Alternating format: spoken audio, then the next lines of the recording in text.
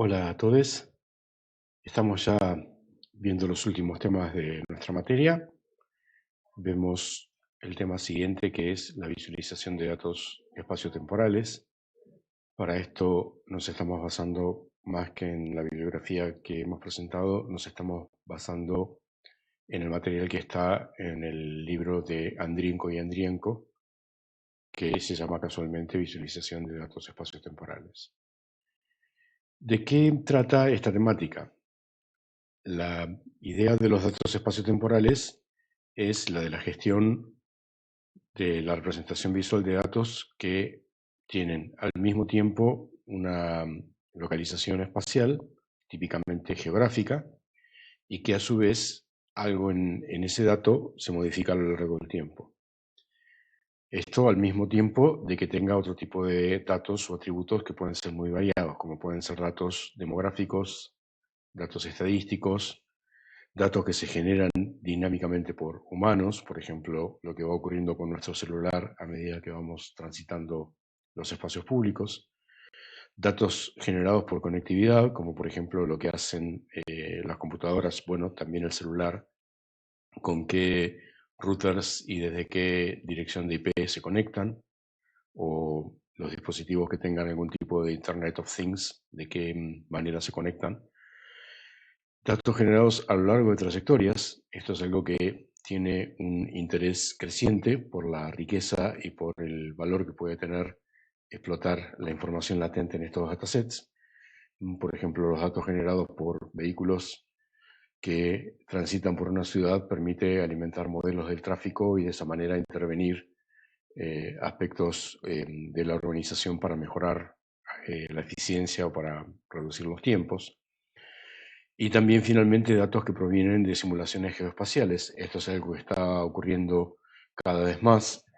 Por ejemplo, se pueden utilizar simuladores que levantan la escena del OpenStreetView o de modelos como ese y utilizan un rendering engine como Unity, cualquiera de esos, y a partir de ahí cargan emuladores el comportamiento de peatones en ciudades y localizan 1000 peatones en un determinado punto de la ciudad con la demanda de salir, como por ejemplo que hay un incendio o algo por el estilo, y a partir de ahí se estudia cómo es el comportamiento de estas personas virtuales y se determina si la circulación para peatones es adecuada para emergencias o si hay que modificar algún tipo de aspecto. Podríamos muy crudamente clasificar a los datos geoespaciales como la intersección de eventos con objetos espaciales. Eso da origen a lo que llamaríamos eventos espaciales. Y dentro de esas categorías tendríamos a los eventos en movimiento y a los objetos móviles. ¿Sí? Estos 5 espacios serían de alguna manera los 5 territorios de los datos espaciotemporales y que por su naturaleza necesitan algún tipo de representación visual que los haga diferente, que los permita diferenciarse. O sea, con esto lo que estamos queriendo decir es, a la hora de tener que representar visualmente un evento, hay que buscar una metáfora que lo represente y que no lo confunda con un evento espacial o que no lo confunda con un evento en movimiento.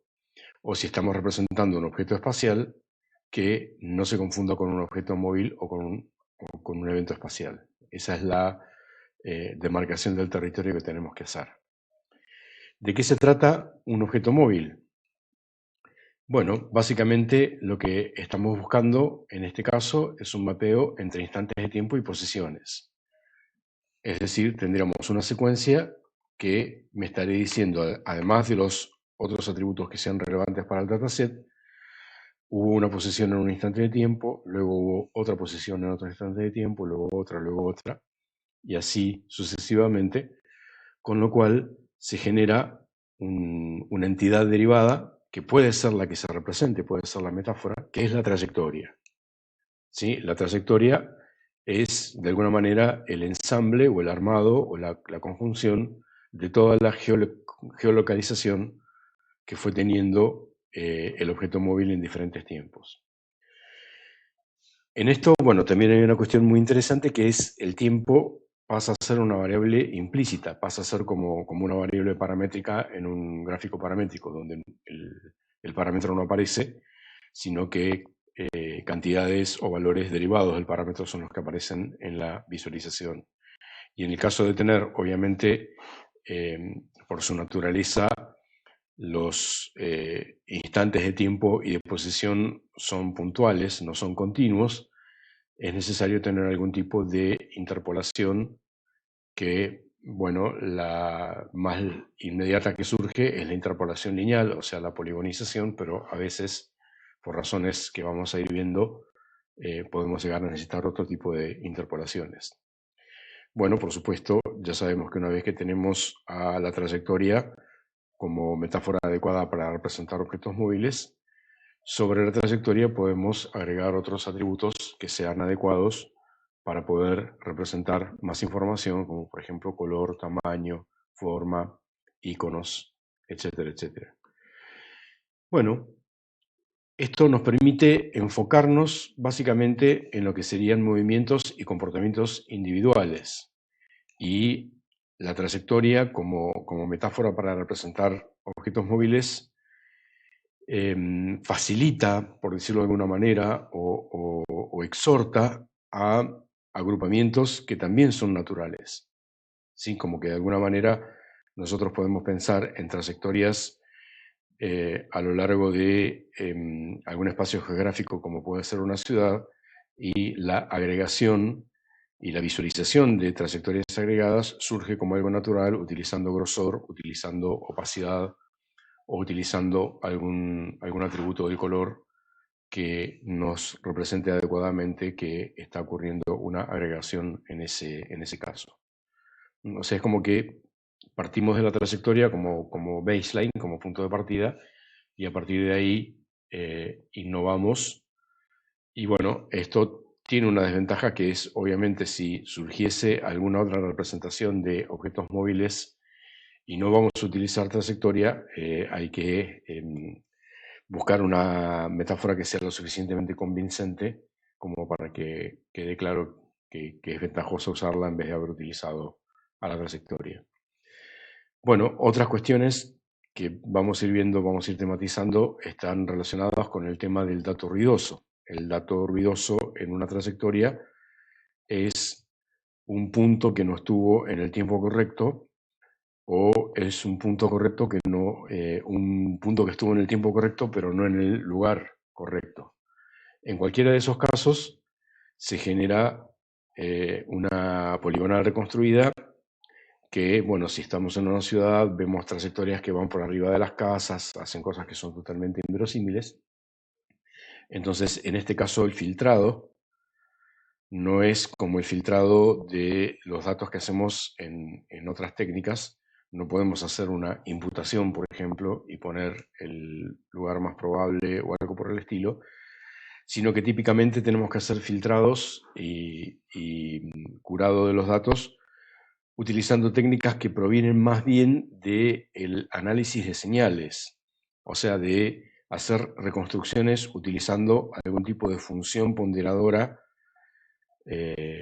probablemente poligonal de alto orden, que tenga en cuenta los valores de los vecinos anteriores y de los vecinos siguientes al punto que estamos queriendo reconstruir, para de esa forma tener algo que sea relativamente plausible. En esto, bueno, además de las reconstrucciones bicúbicas en general que se utilizan en procesamiento de señales y de imágenes, en objetos móviles es muy común utilizar otras ad hoc, como por ejemplo la de Savitsky-Golay, que es también una función polinomial que tiene en cuenta los valores. No vamos a entrar en esos detalles, pero después está marcada en el apunte para que tomen nota y la googleen si lo quieren hacer.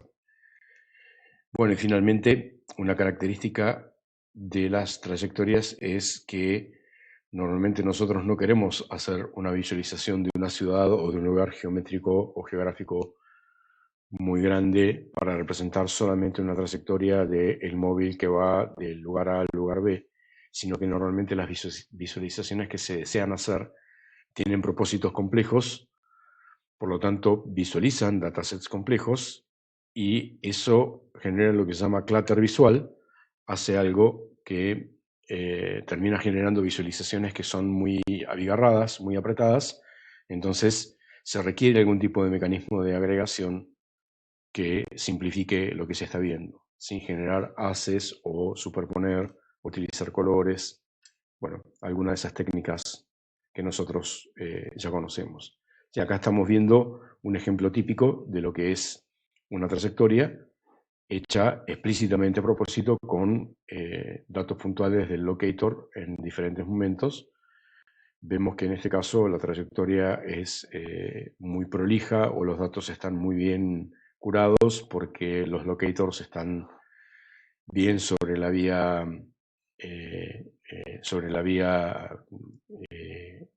la calle, digamos, la avenida, la vía navegable. Digamos, la trayectoria no se corrió para arriba o para abajo, como suele ocurrir muchas veces. Los puntos están equispaciados, lo cual está hablando de que el muestreo tuvo en cuenta probablemente el espacio, pero tal vez no el tiempo, salvo que el móvil haya estado recorriendo ese lugar a una velocidad muy uniforme, etc. Bueno, respecto de los problemas que mencionábamos, fíjense lo que ocurre con datos en los cuales tenemos atípicos. Estos son datos que hemos obtenido del transporte urbano público de la ciudad de Bahía Blanca. Representamos las trayectorias y los puntos donde se detienen los colectivos en la geolocalización, con una corrección ad hoc a la geolocalización que es necesario hacer porque hay una discrepancia, hay un bias, un sesgo sistemático, pero bueno, aún haciendo eso se ven cosas que obviamente son inverosímiles como trayectorias, que se deben a que, bueno, el registro del GPS del colectivo no estuvo funcionando adecuadamente, entonces de pronto salta de un lugar a otro en la otra punta de la ciudad o aparecen datos ruidosos. Sí, esto nos muestra que, bueno, que la agregación, utilizando algún tipo de mecanismo, tiene la ventaja de que nos muestra la tendencia central, cualquiera sea la tendencia central de una cosa como esta. No podemos decir que sea una mediana, una media o algo por el estilo, pero bueno, se ve hasta cierto punto que es más frecuente que los colectivos circulen por algunas calles y no por otras, y el ruido queda afuera y probablemente se pueda filtrar o se pueda mitigar de alguna manera siguiendo algún tipo de técnica. Pero bueno, esta es la situación típica que ocurre con los datos en trayectorias. Otros problemas que tenemos están relacionados a lo típico que ocurre con los sensores, como puede ser el acelerómetro del celular o algo por el estilo, que se utiliza como fuente de información indirecta para la generación de trayectorias. O sea, el celular u otros sensores no te pueden dar una posición exacta, te pueden dar una posición aproximada, pero sí te pueden ir diciendo cómo va evolucionando a lo largo del tiempo tu posición. Entonces se puede hacer algún tipo de evaluación integral, la cual, bueno, comete también un error sistemático integral. O sea, el error sistemático se va agregando, se va sumando a medida que vamos agregando pasos de cómputo y por lo tanto llega un momento en el que termina estando en cualquier cosa. Bueno, entonces acá tenemos algunos ejemplos. Acá tenemos un atípico puntual en este lugar. Básicamente lo que está ocurriendo es el punto P5 se obtuvo entre el punto P4 y el punto P6, y para que haya ocurrido en el intervalo que ocurrió, las velocidades V1 y V2 tienen que haber sido congruentes con eso, y si no tenemos esa información, entonces, o esa información no es congruente, bueno, podemos filtrar este dato y podemos de alguna manera hacer una reconstrucción utilizando algún modelo matemático. En el caso de P10, P11, P12, lo que tenemos es un atípico colectivo. ¿Sí? Tal vez si P12 estuviese cerquita de P10 y P11, entonces podría haberse pensado que, bueno, el móvil salió del trayecto en el que está. Nosotros no sabemos si esto que está en gris es un camino, pero podemos pensar que es un camino o es una trayectoria preferida. El móvil salió, tuvo una pinchadura o paró a acomodar algo, se quedó dando vueltas y después volvió a la ruta. Ahora, de la manera que lo vemos, nos damos cuenta que no es plausible porque, bueno, V4 y V5 tendrían que también ser velocidades acordes a lo que está ocurriendo. Entonces, esto ya es un poco más difícil de detectar. O sea, el atípico puntual claramente sale de la norma. Ahora, el atípico colectivo ya es un poco más difícil porque requiere un modelo más semántico. Bueno, luego tenemos otro aspecto que es fundamental darse cuenta, que es el siguiente. Si nosotros sabemos que la trayectoria es la de un móvil, un auto, una moto, eventualmente en este caso una bicicleta también o un peatón, y la trayectoria que vemos es esta que está marcada en rojo, entonces tenemos que hacer un modelado geométrico con algún tipo de probabilidad, que en este caso se conoce como snap to road. O sea, básicamente lo que hacemos es coercionar la trayectoria a que se despliegue por la vía circulable más probable que haya ocurrido. ¿Sí? En este punto, si estamos yendo de acá, de abajo para arriba, en este punto es dudoso todavía si dobló en este lugar o dobló en la siguiente, pero a partir de lo que está ocurriendo ya no hay dudas que la vía que utilizó tiene que haber sido la que está marcada en azul. Bueno, y finalmente hay un problema que es abierto aún y que es muy importante porque, insisto, está relacionado con el tráfico, pero también está relacionado con el tránsito de personas, por ejemplo, en centros comerciales, para poder determinar cómo es que las personas circulan y se detienen en los centros comerciales, obviamente para vender más o para cobrarle más alto el alquiler a los locadores de algunos negocios. El problema es cómo se segmentan trayectos dentro de una trayectoria. O sea, cómo hago eso, por ejemplo, en este caso, para darme cuenta de que este es un subconjunto, este es otro, etcétera, etcétera. Esto obviamente obedece a modelos externos al contexto de la trayectoria. O sea, de alguna manera yo le impongo algún tipo de criterio, como por ejemplo, los trayectos dentro de la trayectoria ocurren en determinados intervalos o bajo determinadas condiciones de tiempo. Entonces, segmento por intervalos de tiempo. O bien, los trayectos se caracterizan por ser, suponete, lineales o circulares o totalmente aleatorios al estilo de un vuelo de Levy en diferentes lugares. Entonces, yo segmento de acuerdo a algún tipo de modelo matemático de cómo es la evolución de la trayectoria o cómo son las posiciones a lo largo de la trayectoria.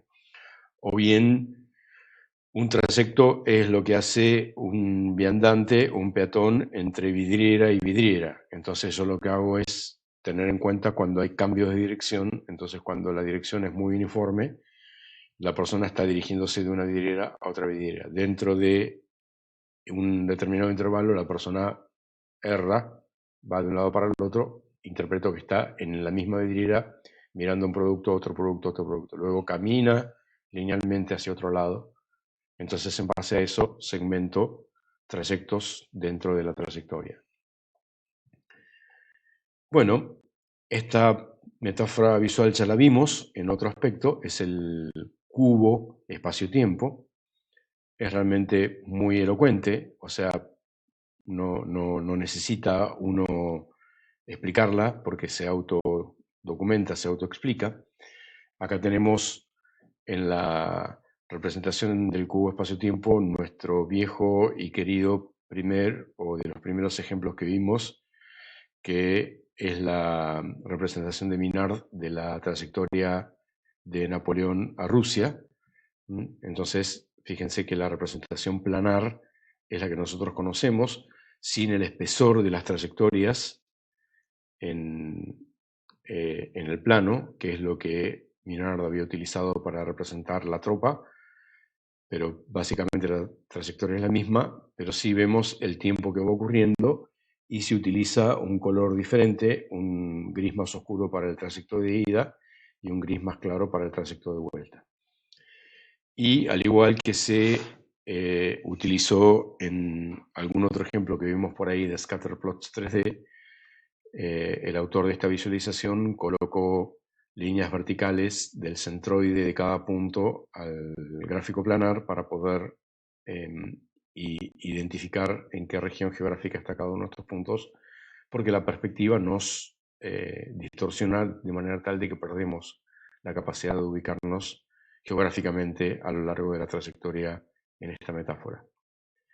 Bueno, y también al mismo tiempo esos valores están proyectados ya a una altura, ¿sí? Es como que en el cubo espacio-tiempo hay algo muy importante y es cada instante de tiempo es un plano que está a una determinada altura. Entonces yo no tengo exactamente una proyección como teníamos de un punto en 3D a un punto en 2D acá, porque sería una proyección de un punto en 3D a un plano.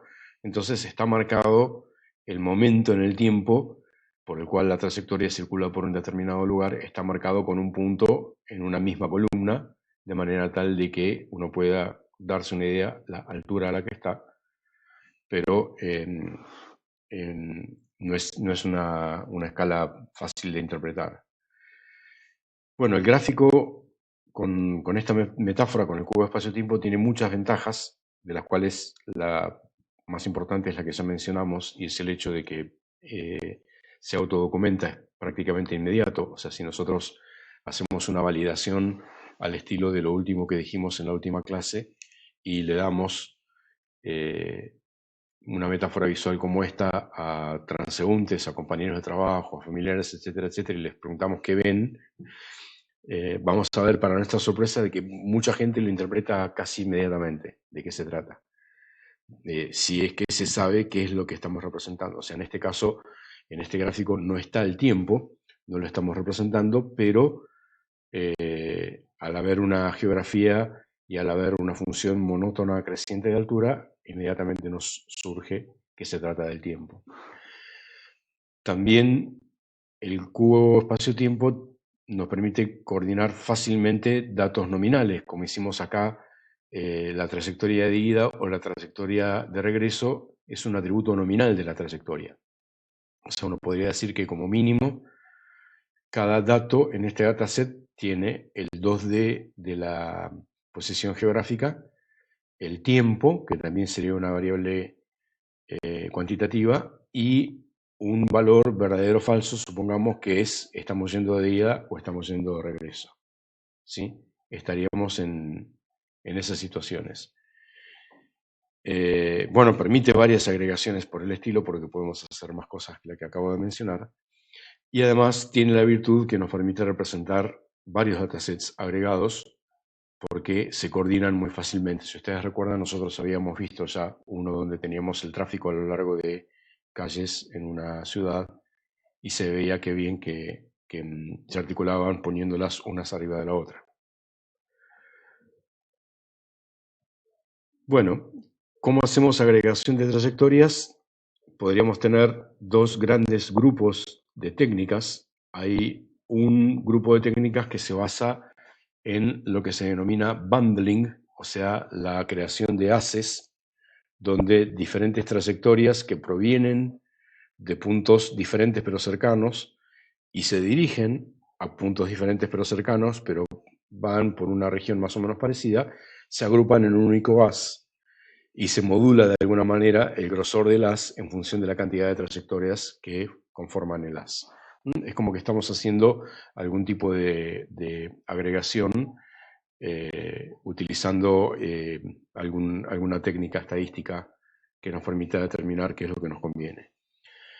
La otra forma de hacerlo es hacer algún tipo de clustering, o sea, simplemente imputarle a todos los puntos de partida un único punto de partida genérico y a todos los puntos de llegada un único punto de llegada genérico a través de algún tipo de mecanismo de clustering, y de esa forma todas las trayectorias colapsan a una única trayectoria que va de un punto central a todos los puntos de partida a otro punto central de todos los puntos de llegada, como que se genera algún tipo de mecanismo como ese. Bueno, y por supuesto, como tenemos acá en la visualización de la derecha, utilizar algún tipo de mecanismo de opacidad, transparencia, modulación del color, de manera tal de que se puedan representar las informaciones superpuestas sin que el gráfico sea una mancha. Bueno, respecto de la representación de eventos espaciales, la ontología subyacente a un evento espacial es una entidad que está definida o bien por una posición y un instante o un intervalo temporal dentro del cual ocurrió el evento del que estamos determinando. Muchas veces el evento espacial lo definimos o lo determinamos a partir de la trayectoria. O sea, por ejemplo, en nuestro ejemplo de el transeúnte que visita las vidrieras, podríamos determinar el evento espacial como el trayecto dentro del cual la persona está viendo la vidriera y que lo podemos determinar en función de su patrón de movimiento, ¿sí?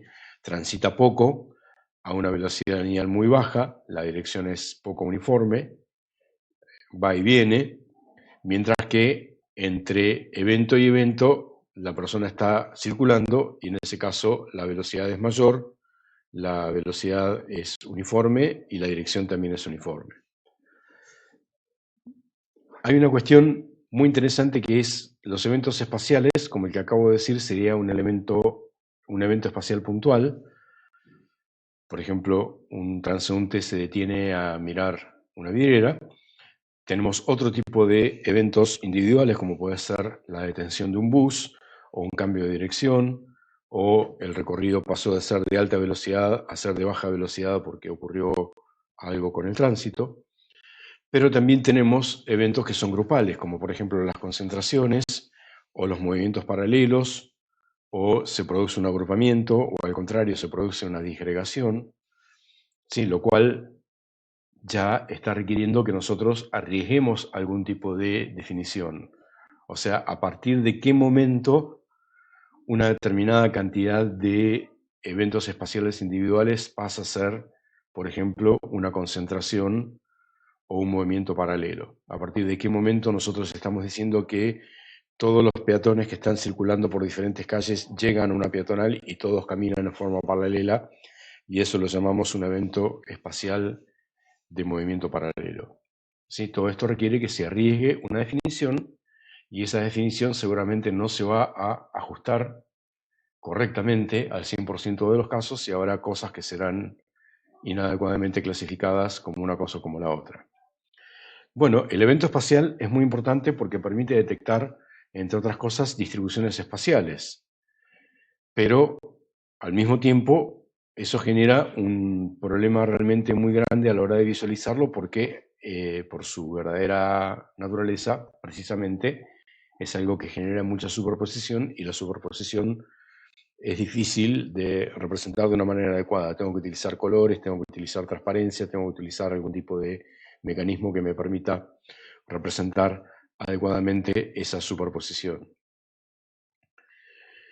Bueno, la detección de detenciones es todo un tema. Es algo que está en este momento en el foco central de la investigación, insisto, porque es un problema semántico y es un problema que, bien resuelto, permite resolver otros problemas de una manera bastante adecuada. Básicamente, hay algún tipo de información latente cuando hay una detención, cuando el móvil que está a lo largo de esta trayectoria para y genera un evento espacial de parada.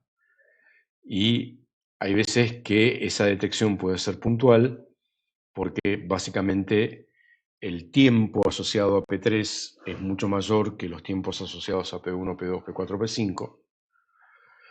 Pero hay veces que tenemos un evento colectivo, tal cual habíamos mencionado recién, que es en realidad el móvil se detuvo en este punto, pero los registros de mi serie de tiempo están por acá, por acá, por acá, porque el sensor es ruidoso o porque este era en realidad el punto de interés, pero la persona no se detuvo en el punto de interés, sino que se estuvo moviendo a su alrededor, estuvo dando vueltas mirando un objeto desde diferentes ángulos. Entonces, P5, P6, P7, P8 sería un evento de parada, un evento de detención, pero la información del evento no está en ninguno de los puntos en particular, sino que está en un comportamiento colectivo. Bueno, obviamente que este tipo de cuestiones son muy dependientes de la naturaleza del sensor, o sea, uno va a tener un modelo matemático y una técnica de análisis y de interpretación diferentes si lo que tengo es el GPS del auto, o es el locator del celular, o es un chip puesto específicamente en un móvil para el cual tengo que resolver una tarea. O sea, es algo que tiene mucha variabilidad y como se trata de algo semántico, la semántica es diferente también en cada caso. Bueno, acá vamos a ver algunas ideas interesantes y divertidas acerca de cómo visualizar detenciones.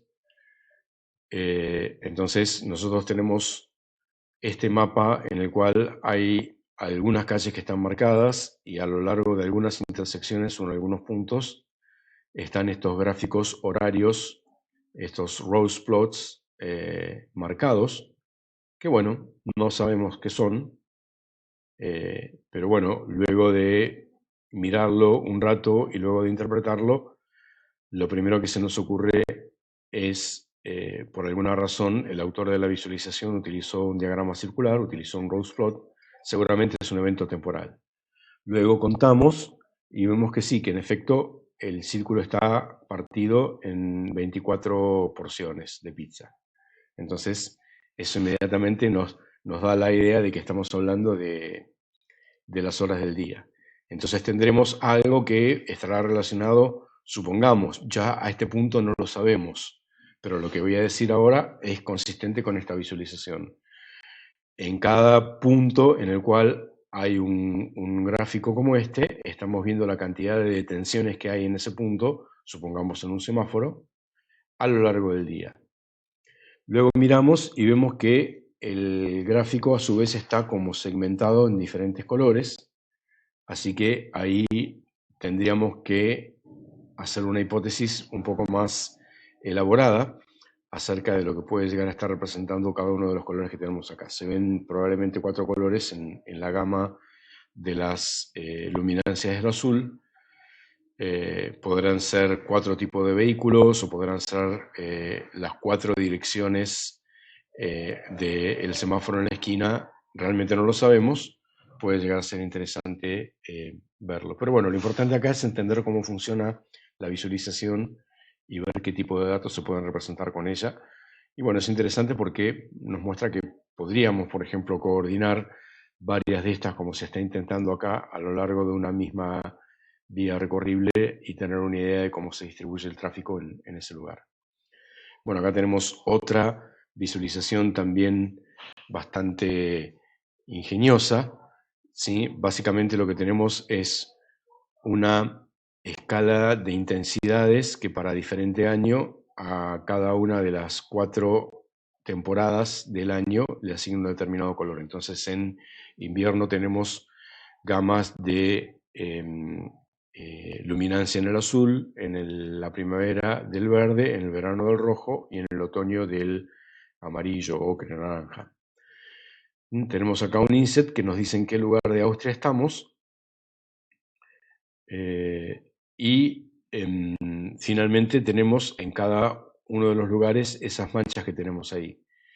Bueno, básicamente esas manchas nos están diciendo en qué lugares los transeúntes que van circulando, los veraneantes o turistas que van veraneando se detienen, y eso genera como una especie de gráfico que parece como los anillos en los troncos de los árboles. Y viniendo acá con la escala podemos darnos cuenta cuán numerosos han sido las detenciones en verano, en invierno, etcétera, etcétera. O sea, acá por ejemplo se ve claramente que este punto A es un punto donde ha habido mucha más gente en el invierno deteniéndose que en cualquiera de las otras estaciones.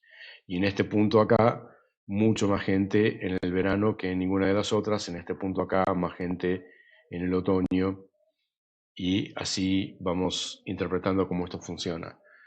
No estoy diciendo que esto sea bueno o malo, simplemente estamos mostrando ejemplos que hemos encontrado por ahí.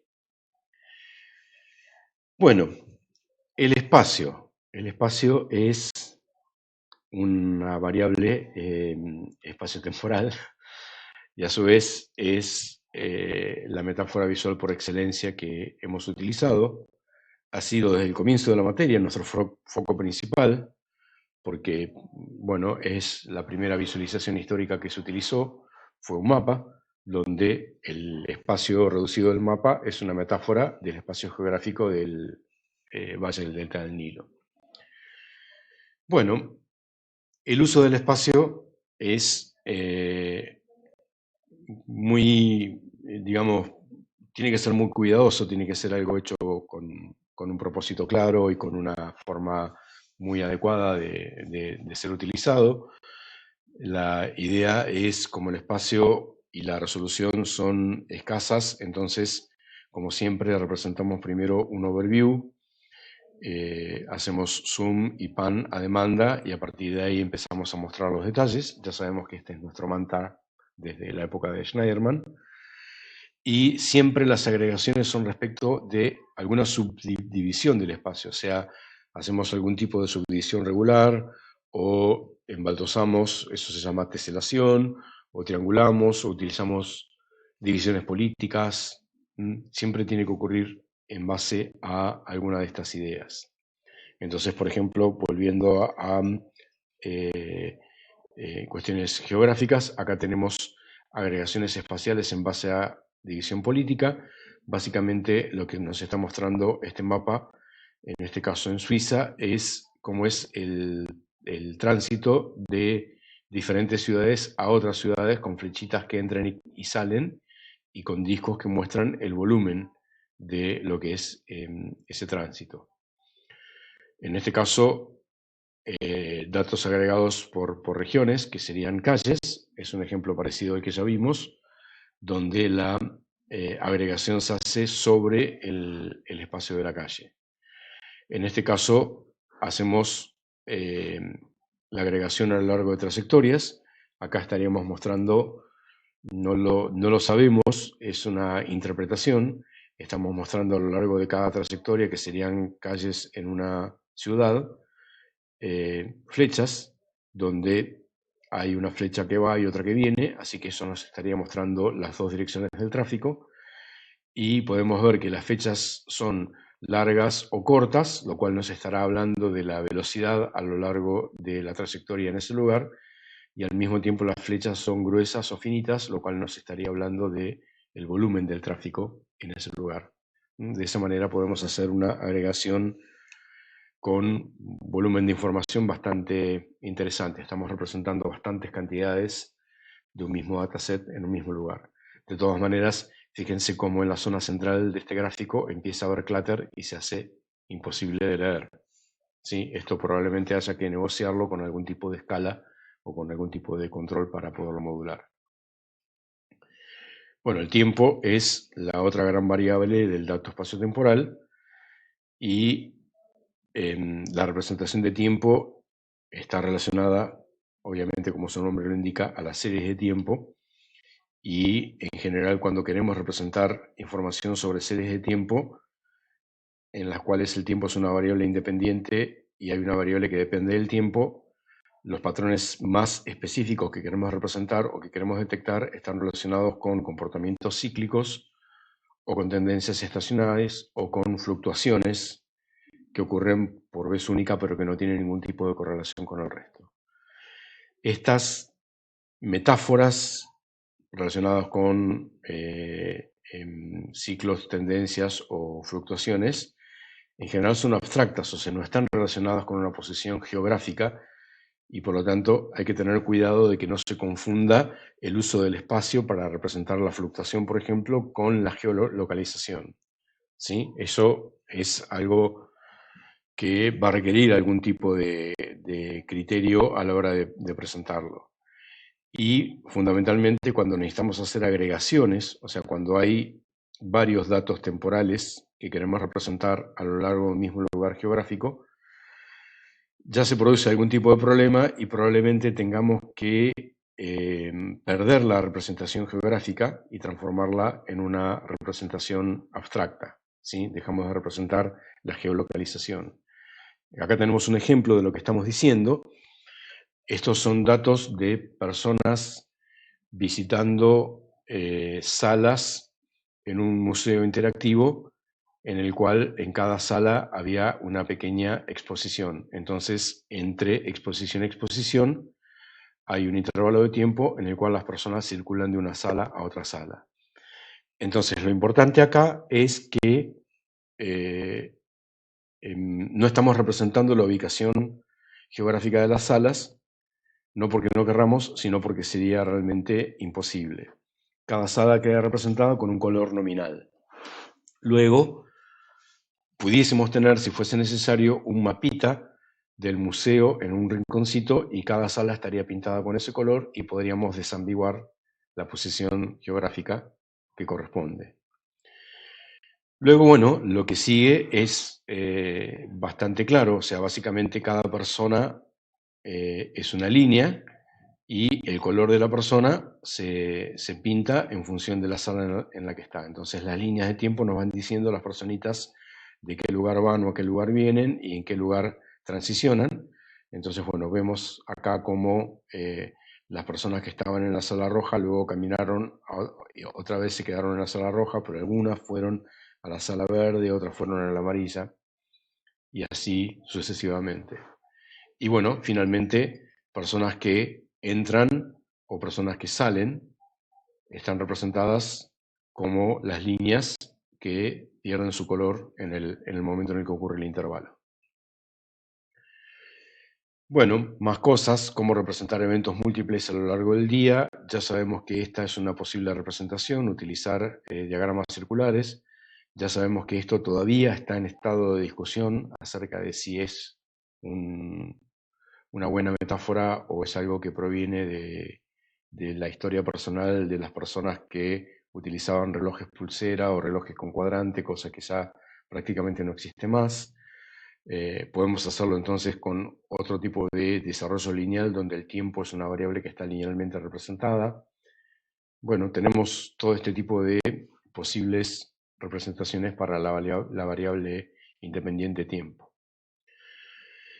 Bueno, como conclusión, para darle un cierre, hemos sido bastante sinópticos con esto. Es un tema que ocupa libros, ocupa una gran cantidad de bibliografía, porque es un tema que todavía hoy por hoy está siendo investigado. Estamos parados en medio de una revolución tecnológica que está generando datasets y conectividad nuevos todo el tiempo. Entonces podemos pensar en una gran cantidad de investigaciones que se pueden hacer y que tienen algún tipo de impacto, el que sea, si ustedes quieren impacto comercial, o sea, por ejemplo, poder saber a lo largo de las trayectorias en las calles a qué red social está conectada la persona, para ver si algo en esa calle determina que la persona se conecte a Instagram o vaya a TikTok o lo que sea. ¿Sí? Esto que estoy diciendo simplemente para mostrar que no estamos hablando de un tema que termine en algún punto, porque las redes sociales y los aplicativos para móviles surgen nuevos todo el tiempo y por lo tanto es algo que va a estar constantemente demandando nuevas cosas. Entonces ahí están las 4B, 3B, 5B, ¿sí? Volumen, velocidad, variedad, veracidad, valor. Sí, hay más Bs o menos Bs dependiendo de lo que queramos hacer. ¿Sí? Ese es el desafío actual de lo que es la visualización de los datos espaciotemporales. Y bueno, obviamente lo más importante es el hecho de que hacen falta nuevas metáforas. O sea, no nos podemos quedar con las que ya hay, porque las que ya hay llegaron a su límite. Entonces tenemos que buscar algún tipo de imaginación, algún tipo de innovación que nos permita generar metáforas visuales adecuadas para poder representar esto que estamos mencionando. Bueno, nos vemos en el próximo encuentro.